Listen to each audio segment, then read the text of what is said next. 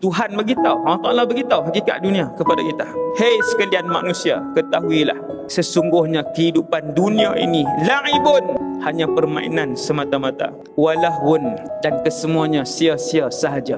Satu hari tak ada tuan-tuan, satu hari masjid ni tak ada, semenanjung ni tak ada, bumi ini akan tiada suatu hari nanti keseluruhannya, dan sampai bila-bila, selama-lamanya, selepas akhirat tidak lagi kita pandang dan tidak akan lagi kita berjumpa dengan bumi ini.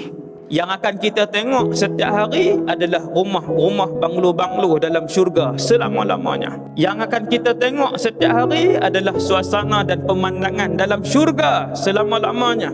Yang akan kita tengok tiap-tiap hari adalah sungai-sungai dan lautan dalam syurga selama-lamanya. Allah Ta'ala isytihar, yang ni fata morgana saja. Bangunan ni akan runtuh, pohon itu akan hilang, lautan itu akan tiada, bumi, bukit, bukau, gunung, ganang, matahari dan bulan, kesemuanya akan lenyap.